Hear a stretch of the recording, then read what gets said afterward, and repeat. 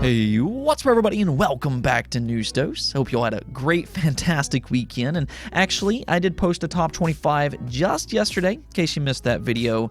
And hopefully, if everything does go according to plan, which I mean, you never really know, but if everything goes according to plan, you all should see several more of those weekend videos in the coming weeks, including best Xbox games, best PlayStation 5, best Nintendo Switch, and even Xbox Game Pass games. So do keep an eye out for all of those.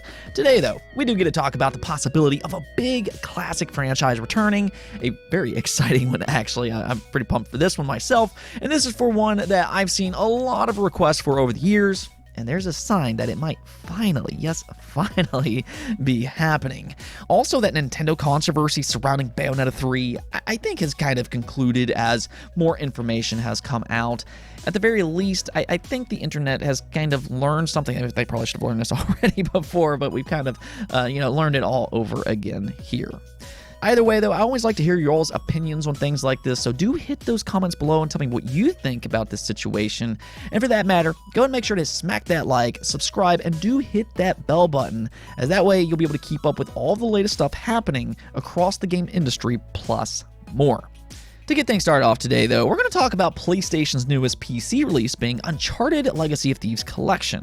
Now, if you've been watching the channel for a while, you probably know how I feel about the Uncharted series. It is in my top 3 favorite franchises of all time, hands down, and I'm absolutely thrilled to see it come over to PC so more people can enjoy it.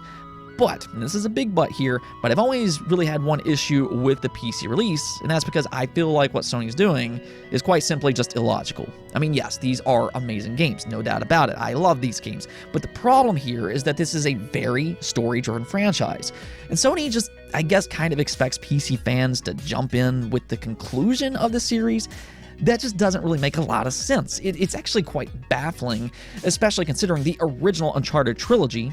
It works on the PlayStation 4. It's not exclusive to the PlayStation 3. It's not being held back by the cell process or anything like that. So they should have probably just ported the original Uncharted trilogy to PC first. But they didn't. So all in all, this is an incomplete collection for PC, and it now seems like consumers are voting with their wallets here. This was reported by the Video Game Chronicle, where they said, Uncharted The Legacy of Thieves Collection is seemingly PlayStation's weakest first-party PC launch so far, according to Steam data. Independent data tracker Steam Database suggests that the collection attracted a peak player count of 10,851 this weekend, which is significantly lower than PlayStation's other first-party PC games managed, and not enough for a place within Steam's top 100. In comparison, Horizon Zero Dawn debuted on Steam to a peak of around 56,000 players, and Spider-Man attracted around 66,000. God of War managed an even higher peak of around 73,000 players, and Days Gone attracted around 27,000 on its release weekend. So yeah, you kind of get the point. This is not a great start for the Uncharted series on PC, but I think that's because, like I said, I think that this is an illogical release by Sony. I mean, you all have heard me kind of complain about Atlas and Persona for like 2 years straight on this channel, where they would just release Persona on PlayStation and then turn around and release Persona Q as a 3DS exclusive. Again, it's illogical, it's baffling, and it just doesn't make any sense. And I think this is kind of a similar situation. Now, not exactly, but just put the entire franchise on PC, not only the conclusion. I think that would make a lot more sense, and I think in return, I think more fans would be interested in the Uncharted series on PC.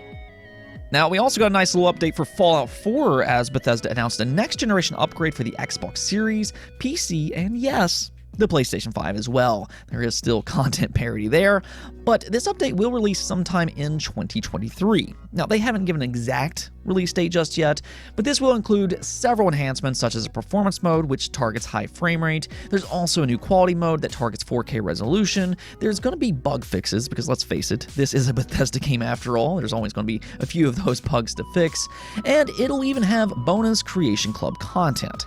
The best part about all of this, though, is that all of this will come as a completely 100% free upgrade.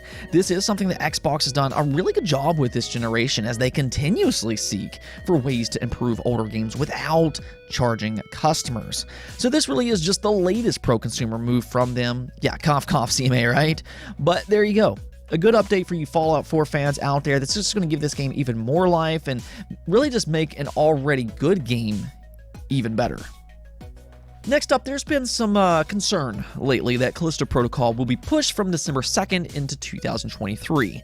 This is because the Epic Games Store changed the release date to February 12th, leading to a lot of speculation online. Well, the good news here is that store listing appears to be nothing more than just a simple mistake, as the studio themselves has announced over on Twitter that Callisto Protocol has officially gone gold and is slated to release on December 2nd as originally planned. So there you go. Fret not, Callisto Protocol is still on track. I mean, when a game goes gold, that release date is pretty set in stone. It's not 100%, but I mean, I always kind of say this, but I've only ever seen one game ever get delayed after going gold, and that was for Cyberpunk 2077. So yeah, this is a pretty good sign that you'll be able to play Callisto Protocol this holiday, and I mean, if this game plays as good as it looks, this could end up being a very special survival horror experience. Okay, so let's just go and talk about this big classic game return though, and this is for Parasite Eve. Yeah, I know right away that might perk some ears up because this is one of those beloved PlayStation 1 series that's often viewed as really some of the greatest games of that era. There's definitely a lot of love for this series, and I think it has a lot of potential when it comes to modern gaming. Now, we'll kind of come back to that thought process here in just a second, but first, let's just go and take a look at what's actually happening. So what's happening here is that Square Enix trademarked Symbiosis in Japan on October 13th, and then it was made public on October 23rd. Now, the reason that this trademark is so interesting is because symbiogenesis, well, apparently this means the merging of two separate organisms to form a single new organism, which, as pointed out by Gamatsu, is the basis for the story of Parasite Eve, which first began as a novel in 1995 before expanding into a video game series developed by Square Enix in 1998. So yeah, with all of that in mind, when you start to put everything together, it's relatively easy to come to the conclusion that Square Enix is at least considering something Parasite Eve related. Now, does that mean that a new game is actively in development? No, not necessarily. But I still think that this is something worth paying attention to. Like I said before, Parasite Eve has a lot of potential when it comes to modern day gaming. I think a lot of us already kind of know that and some of the things that they can maybe do with it. And I'm not even necessarily talking about a brand new game per se. One trend that we've really seen a lot in recent years are all these remakes. I mean, really all you have to do is look at Capcom and all the success they've had with the Resident Evil series. Take a look at Activision with games like Crash Bandicoot, they have Spyro, Tony Hawk, and Diablo. Now you have EA, they're jumping in with Dead Space. You have Sony, they're doing games like Demon's Souls and The Last of Us. And I mean, as you can see, these remakes for the most part have been very successful. And really that's kind of the thing about all of this, because Square Enix, they know this just as much as anybody else with games like Final Fantasy VII Remake. They have Live Alive HD, Trials of Mana, etc., etc., etc. They already have a lot of experience in doing remakes, and they've openly talked about doing even more. So, I mean, with all of that in mind, Parasite Eve easily would be one of the top candidates for that remake treatment. It's got the story, it's got the cinematics, a very unique setting. People absolutely adore this series and have been asking for a return for years and years anyways. And Square Enix, they really could go all out and make it feel like a brand new game for both new and old fans. Again, there's a lot of potential here. And that's where I'd actually be very curious though, because the original game was this strange blend of a survival horror and then an RPG with like this pausable real-time combat. I mean, it worked, but I could see a scenario where Square Enix kind of gives it the Final Fantasy VII remake treatment, meaning they could just completely change the gameplay for modern gaming purposes. Either way, though, there's also a possibility that they could make a brand new game in the series. We can't necessarily rule that out, of course. The last entry was made for the PSP, being the third birthday, though that one wasn't really all that well received. I think for me, though, I really lean in the direction of a remake. I mean, we've seen how much success these type of games have, and I really think that there's a lot of potential with Parasite Eve specifically. But I mean, I guess we'll just have to kind of wait and see about all this. I mean, this could be something, it could be nothing. This could be a new game, this could be a remake, this could be something outside of gaming just entirely. So we just have to kind of wait and see. But let me know what you all think about all this. Would you like a remake of Parasite Eve, or instead, would you prefer a completely new entry, assuming that this trademark amounts to anything at all?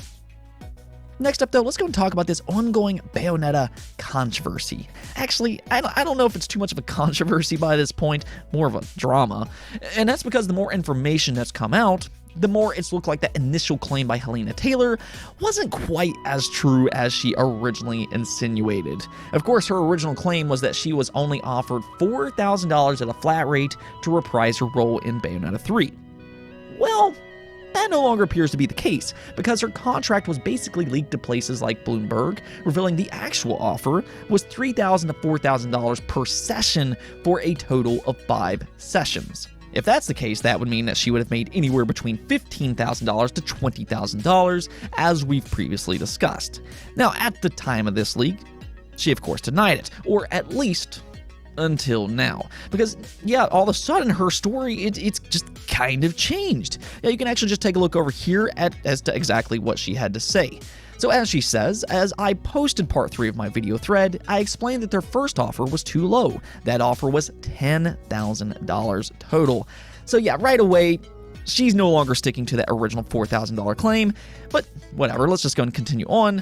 Remember, this is a $450 million franchise, not counting merchandise. I then wrote in Japanese to Hideki Kamiya, asking for what I was worth. I thought that as a creative he would understand. He replied saying how much he valued my contribution to the game and how much the fans wanted me to voice the game.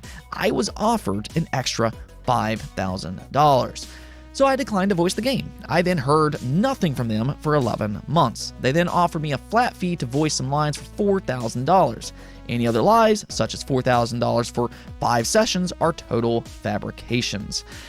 So yeah, her story is completely different from that original video, and we can sit here and debate all day on how much her role should be worth. But that's no longer the point here. She led people to believe something very different than what she's saying here. She flat out admits that she was offered $15,000, in which she declined. She never once mentioned this until now.